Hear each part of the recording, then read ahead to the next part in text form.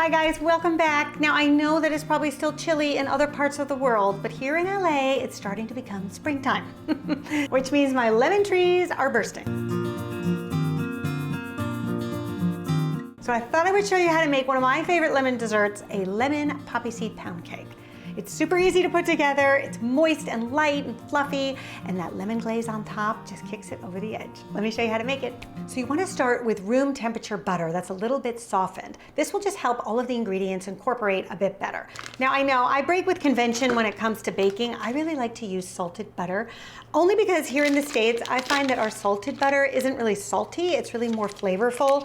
I really love the Land O'Lakes brand, not sponsored, they're just my favorite brand, because I think you just get the best flavor. So if you're here in the States, I would say use that.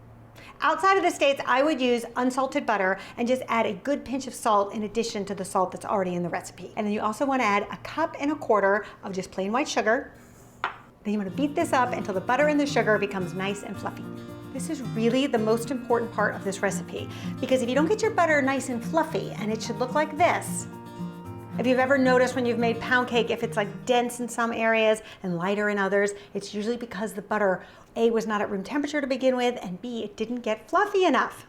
So don't skip this part. Then you're gonna add 3 eggs, one at a time, and beating in between each addition. Then we're going to add 3 tablespoons of fresh lemon zest. Now the zest is the protective coating of the lemon. So if you leave a lemon that's already been zested out on your countertop, by morning it will probably be hard as a rock. So if you've zested it and you want to use the lemon, pop it in the fridge. They make great little wedges for your water bottles in the morning. Then you also want to add 2 tablespoons of poppy seeds. So if you're not familiar with poppy seeds, they are a wonderful little nutty seed, really, and they look beautiful in pound cake, but they also have a nice little crunch, almost like a little nutty finish. They don't have a ton of flavor. It's really more of a textural thing. If you're not a fan of poppy seeds or you can't get them where you live, you can leave them out. Then you can beat this up. More scraping.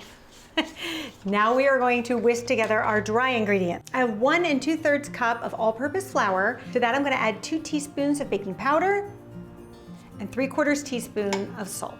And then you can just whisk that all up. Then you want to get your sour cream ready. So I have 8 ounces of sour cream. You could also use plain Greek yogurt if you couldn't get sour cream. I like to just already buy it in the 8-ounce tubs, because that way it's already measured out. It's 1 cup ready to go, and I don't have to clean another measuring cup. And basically what we're going to do is we're going to add the dry ingredients in thirds, alternating with the sour cream until all those ingredients have been used up. So I am using a 9x5 loaf pan, which works perfectly, and then you just want to make sure that it's sprayed well with some baking spray, preferably the kind that has the baking spray with the flour. I think that works the best for something like this. And don't worry about it all being perfect now. We just want to make sure that we distribute it evenly. Then I like to take a little offset spatula, something like this, just to smooth it out. I think it works best to smooth it out left to right first, just making sure you're getting into all those little corners. And it's ready for the oven.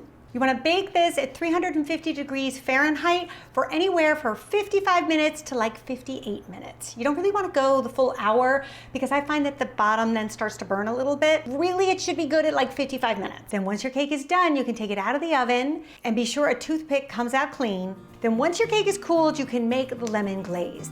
Now I say once your cake is cooled because you don't want to start this project too early on. Otherwise what happens is this glaze does seize up. I mean, that's sort of the beauty of it, is it will dry on the cake, but it will also dry in the bowl. So you don't want to do it too far ahead.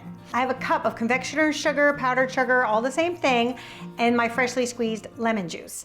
Now, this is a key part to this recipe, is you really need to measure the lemon juice exactly. It can be pretty tempting to just take half a lemon and squeeze it in the sugar and whisk it up, but you won't have the right consistency. For a thick glaze that sort of oozes down the sides just a little bit, 2 tablespoons of lemon juice is all you need. You don't want to go any more than that.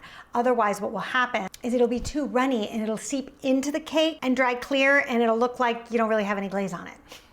Or you could just eat it plain. You don't actually need to frost it. Now, frosting the cake can be a little bit messy, so I would recommend having a sheet pan, a piece of parchment paper, and a little cooling rack of some kind. There we go. Here's the best way to release a loaf cake. Get yourself a sharp knife and then just go around the perimeter just to loosen it. Even though we sprayed it pretty well with the baking spray, I always like to do this step because you never know what little bit has been stuck. And when you go and flip it, if it sticks, then your cake starts to rip and tear, and it's not a good look. Okay, so then I'm gonna take the loaf pan, and one hand goes under it, the other hand goes on top of it. You just flip it and wiggle, see? Then once it releases, you can put your hand on the bottom and then just give it a flip. Et voila. Okay, truth be told, I probably left this in the oven 5 minutes more than I should have, because you can see kind of the browning here. But that's because I've got cameras in my kitchen and I was too busy adjusting things. But that's all right, if this does happen to you, here's the teachable moment. You just cover it with the glaze and no one will ever know. Then you just take your spoon, and I like to just generously plop it on the center here and just frost it. And it's funny how gravity will kind of take over and start to do its thing and push it over the side.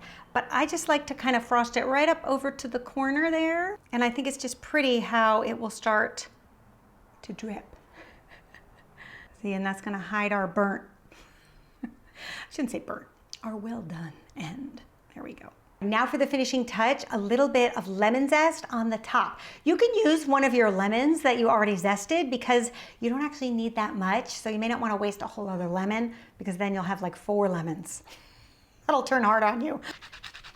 And it's nice to do it when the glaze is drying so it'll set into the glaze. You can leave it just like this out on your countertop until you're ready to serve. If you're making it the day ahead, I would probably pop it in the fridge just like this. I wouldn't cover it with anything, just so that you don't disturb the glaze. And then take it out maybe an hour or so before you plan to serve it, just because this cake is really best served right at room temperature.